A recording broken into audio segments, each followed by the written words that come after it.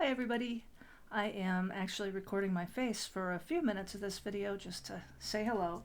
What I'm going to do is speak to this this PowerPoint here using this Excel sheet over here as sort of a whiteboard, as if I were writing notes in a classroom to go along with this very brief 14-page slideshow.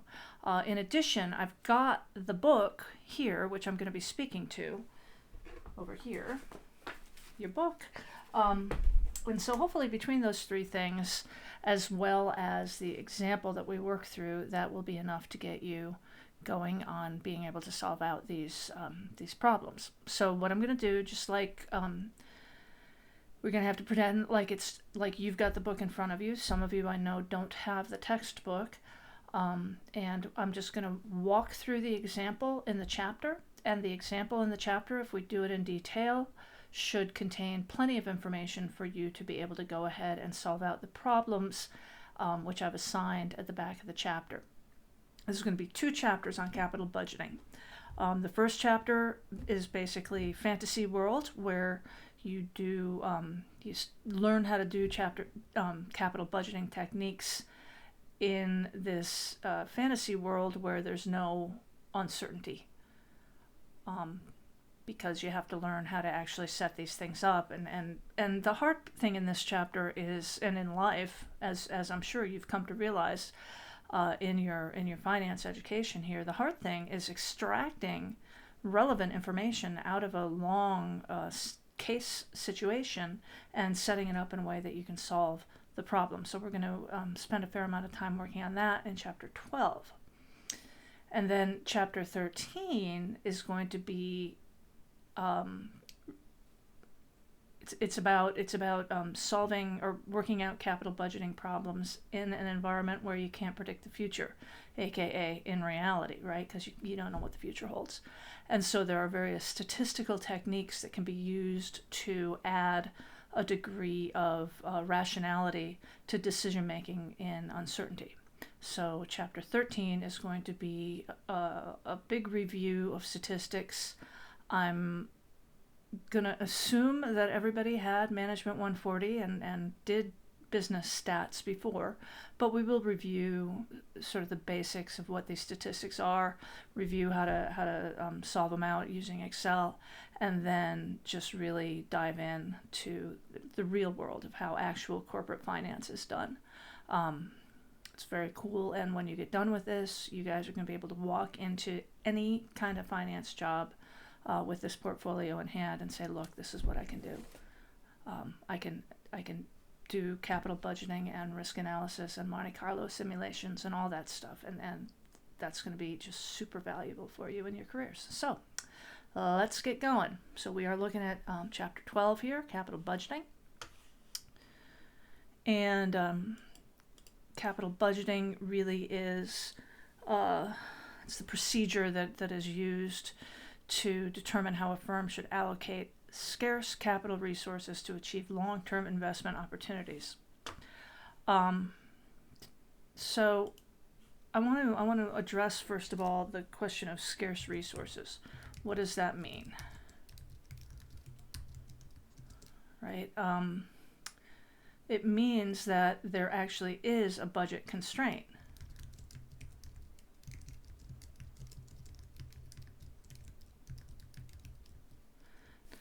Now, those of you who have had economics or who have liked economics or interested in economics, the basis for microeconomics, right? So all economic analysis assumes constrained resources. That's the foundation of all economics. And so economics deals with the question of decision making in an environment with constraints. And so all of that demand curve stuff and supply curve stuff all has to do with are derived, they're all derived through a process of constrained optimization.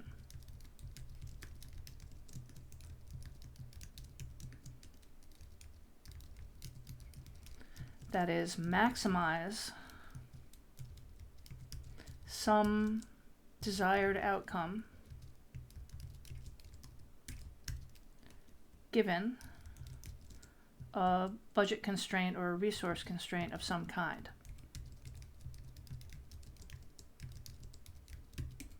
So you guys optimize all the time. I mean, this is the foundation of economics, and even when it's not an economic problem that you see, this question of constrained optimization is something that we do all the time. For instance, you know, you're taking 4 classes, you've got 24 hours in a day. You know, you need to sleep for 8 hours and work out for 2 hours and whatever else it is that you do with your time, which creates, you know, a maximum of some number of hours that you can spend studying, right? And the constraint is the number of hours of your time that you want to spend studying, and your desired outcome is grades, right? So you want to figure out what grade you want and how to maximize the grades that you're getting across the board given the true constraint of your available time. Right? So you do that all the time. Am I going to spend 6 hours studying for this class and no time studying for that other class? Do I care about the grades more in one class or another? You do this all the time, and so we can just immediately take and reflect that back into a corporate environment, right? They've got constraints as well.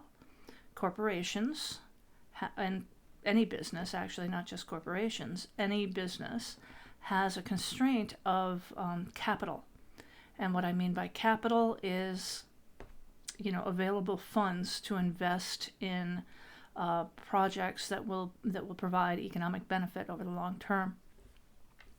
And so in a corporate setting and in a small business setting, the goal is to maximize shareholders' wealth, right? And so it is the responsibility of managers or people with decision-making power to select among a plethora of options for investments, only those investments that are going to increase shareholders' wealth.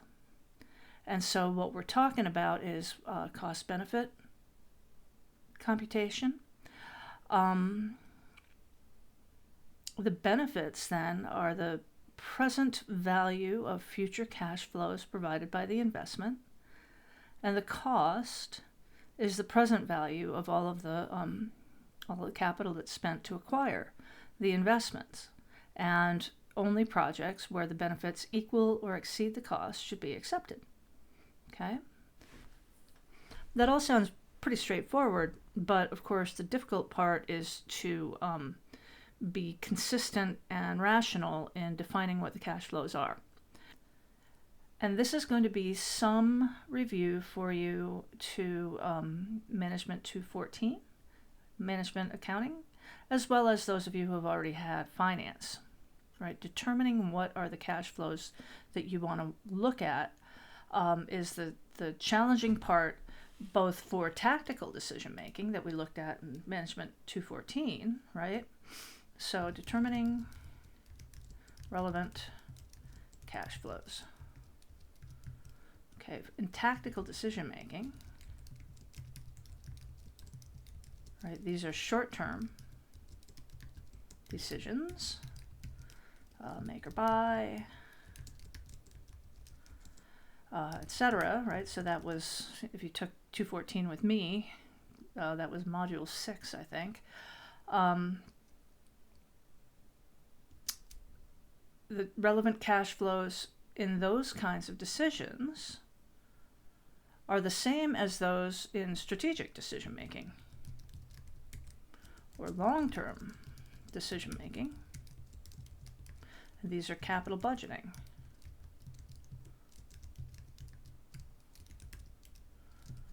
But what makes cash flows relevant and worth looking at is the same for both of these. So what we mean by incremental cash flows is that these are what's different in the scenario, or in the case where we've made the decision,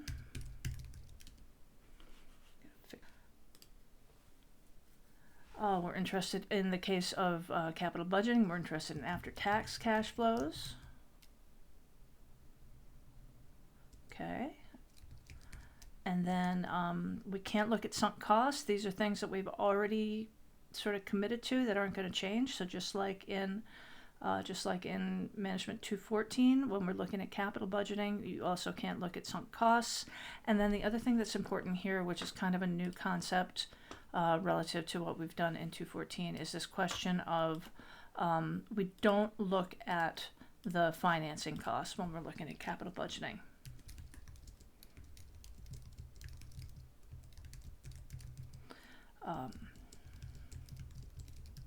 And that's because when we do our discount to bring it into present value, financing costs are already sort of implicitly included in there. So that's what that is about.